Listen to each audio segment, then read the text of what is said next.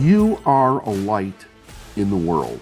I wish you could fully grasp the power of what your own individual awakening means to the rest of the world, because it's huge. It's beyond comprehension, right? It's beyond my comprehension. And I have a lot of comprehension around this. Every person that wakes up and takes your individual star of desire inside of yourself and brings it to the world, and as you behave as an example of what you can be, right? Not being perfect.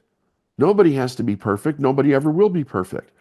But what you can be. You have no idea the people that you actually influence in changing.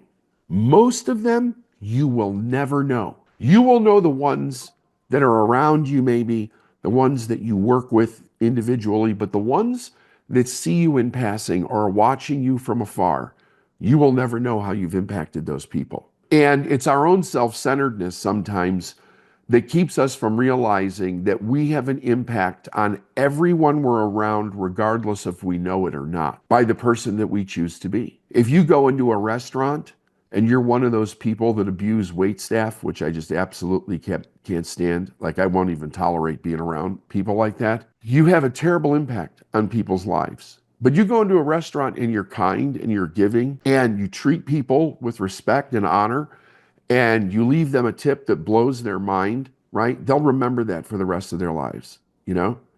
I went into, well, anybody, like you go into like a steak and egg or something like that, and you leave somebody $100 tip on a, $2.50 bacon and eggs or something, they will remember that generosity for the rest of their life. They will tell that story for the rest of their life.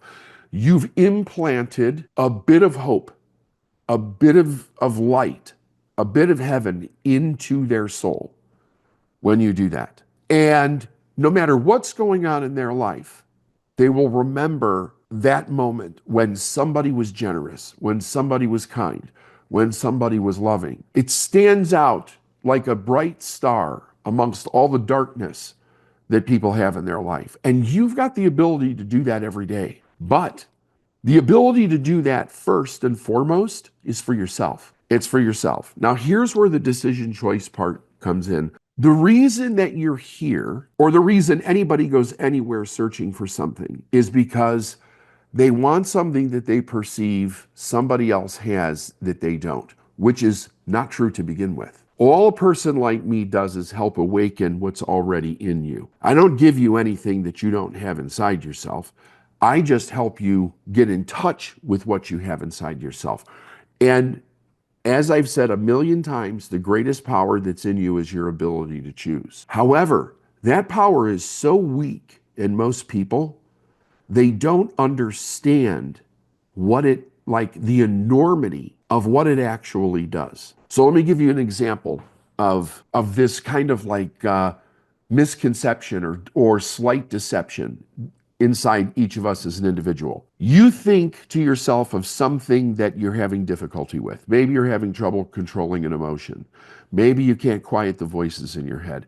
Maybe you're not able to get yourself to do something. The truth is, it's just a decision. And when I say that, it's matter of fact, it's very simple, it's light, it's just a decision. What does that mean? All you have to do is choose to do it. That's it. However, you think to yourself, but I'm trying and it's not changing. And that's where the deception comes in. Trying is not choosing. Choosing means I have an experience over here. Okay, I have this experience, whatever your problem might be, this experience right here. And you have the way that you want to be over here. Choosing means you walk away from this one completely. You abandon it and you only go to this one. You only choose this.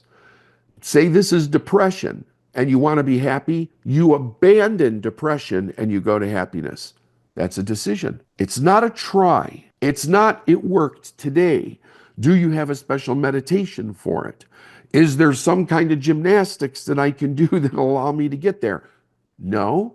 That's our mind overcomplicating it because we have this belief that everything needs to be hard. It's just a decision. What was the number one thing that Proctor taught you? I said how to make a decision. It was the number one thing. I said I would give up everything else but that thing. If you said you have to give up, you could only hold on to one thing that he taught you, what would you hold on to? The power to make a decision. He drilled it into my head every day. No matter what was going on in my life, he would say it's just a decision. I would get on coaching calls sometimes with him, and I'd be like going through some gymnastics of some problem or whatever, and he would go, "It's just a decision," and he would hang up the phone. Like, there's no need to stay on with you for a half an hour or an hour. Here's the answer. It's just a decision. Let's get to work. As I remember all the different names that I would call him in my head when he would do that shit to me, the truth is I didn't like it. I didn't like that answer because I think that what it does is it puts 100% of the responsibility on you, and it puts 100% of the experience on you, and it puts 100% of the choice on you. And you have to deal with who you're not by walking away from whatever this decision makes completely. It's interesting. If you really think about what I'm saying today, one of the things that you can realize if you look over your entire life, one of the things that was taken away from us was the power to make a decision. You know what it was replaced with? Make a choice. You were not taught how to make a decision as a kid. You were given the option of making a choice, right? Here's the kind of choice you were given. You weren't asked, what do you really want? You were saying, choose between these two things. You can write with a pen or you can write with a highlighter. Not what would you like to write with? Here's your choices. So they took away decision, which comes from the I want, and I get to decide what I want, to no, I'm going to tell you what you want, and here's what you get to choose between. Okay, mommy. Okay, daddy. And then we give up our power, our empowerment to other people. Once that gets ingrained in the head, you go through your life waiting for people to give you the options in which it's safe for you to choose because you're scared to death. You don't even know anymore. Many people don't even know anymore that they have the ability to decide, because deciding comes from the greatest question you ever ask yourself first. What do I want? If I say to you, it's just a decision, the first thing that you have to think of is, what do I want? What does that mean? It means David's not going to tell me what I should want. I have to decide what I want. Oh shit, now the responsibility on that is mine. But there's nothing that will empower you more than practicing that, right? The idea, when like one of the common things that comes up is the voice in your head. You want the voice in your head to go away, but you're not following the rules of the universe. The rules of the universe say, when there's something that you can't change, the rule is accept it. Accept it. You can't change the voice in your head. You can't make it go away. You cannot override your subconscious mind. Go ahead and tell yourself for your heart to stop beating right now. Tell yourself to stop breathing. Tell the circulation in your body to stop. Tell the cell division in your body to stop. You can't with your conscious mind. No more than you can tell your conscious mind to tell your subconscious mind to shut off those voices. Can't do it. So if I know that that's the way it works, I accept it. They're there. That's it. Now, what can I change? I have the ability to choose what I follow. I don't have to follow the voice. The voice is there, but I don't have to follow it. I could wake up in a crappy mood, but I don't have to behave that way because I have the ability to do what? Make a decision and choose something else. I used to wake up in the mornings, and mornings were horrific for me. There's a lot of personal reasons behind that, but that's not important. But one day I decided I'm not going to behave that way. I am going to behave as the world is magnificent and wonderful and everything is going my way. It was a decision. I even asked a doctor one time. I said, I can't stand this in the morning. I'm having anxiety in the morning. I can't shut the voices off in my head. I feel like I want to run away when I first wake up. Like I had this impulse, run. Like that's what I felt. You know what the doctor did? He wrote me a prescription for Valium. He said, take one of these before you get out of bed every morning. It was a decision. Now, why would I not want to experience something different? Because that's what the subconscious mind tries to trick you into. Remember the rule. Your subconscious mind is insidious as hell. It's insidious as hell. It only wants to hold you to the program that it has. That's it. There's no meaning behind it. In order for you to make change happen faster, you have to exercise your decisive ability, your ability to make a decision, to choose what you want, to go in the direction that you want, to behave as you want to be. If we were all like in a big conference room right now, right? I could say, stand up, okay? And I've done this many times. Now act silly. Do something silly, right? And first people would hesitate, like, I don't want to be silly in front of everybody else. Why are you making me do this exercise? But then I would start acting silly, and before you know it, we would all be acting silly. You can, no, I don't care how you feel. You could choose to do that at any moment, at any time during the day. You could also act happy. You could also act expectant. But when you follow the voice in your head, you're not using your decision. You're choosing between the best of the worst, right? Again, it's somebody else because the voice in your head's not you, remember? Those voices are not you. So you're choosing to follow whoever those voices are and then be that person because that's what you were told your whole life. You're not choosing from what you want. Think about this. You're a grown-ass adult and those voices in your head are still intimidating you on who you want to be every day.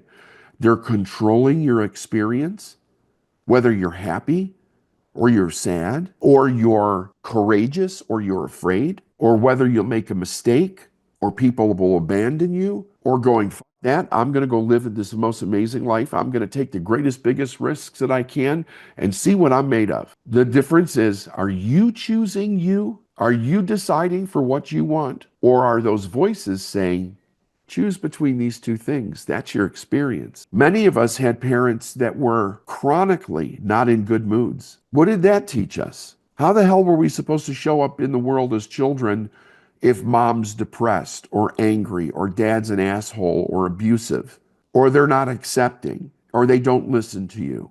They don't validate how you feel. They just make you wrong about everything that you've experienced. It's one thing when you're a kid, but as an adult, you don't have to put up with that ever again. You can completely say f off and do something different.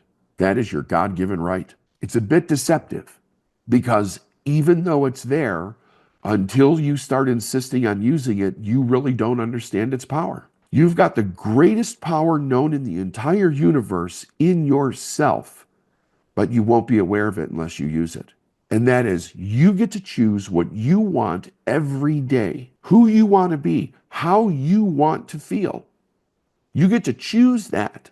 You have the ability to choose that, to make that decision. So every time some other idea or spirit or voice or reaction is taking over you, you should say to yourself, I'm letting the other side win. At least acknowledge what you're doing, because if you acknowledge it, you're saying that the option for you to do something different is there. That's a step in the right direction, believe it or not. I'm letting this voice of my mother win. I'm letting this voice of my father win. I'm letting my fear of abandonment win. Say it. At least have the courage to say that. When you shine the light of truth on the issue, it cannot stand in the light, right? If you keep telling yourself, I'm letting my voice of whomever win, eventually you're going to go, all right, that's bullshit. I ain't doing that. You're becoming conscious of that you have the power, right?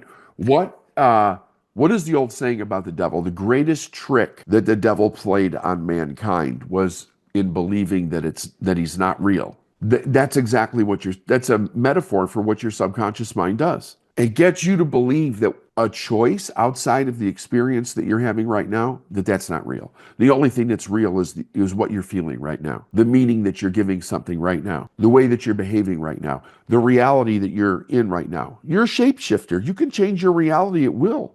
Don't become complacent in your mind and accept what's in front of you, because you don't have to. When you make that choice, everything in your world changes. It bends to your will, because that's the greatest power that you have. You are a light in the world, but first be a light in your world. And to do that, it's just a decision.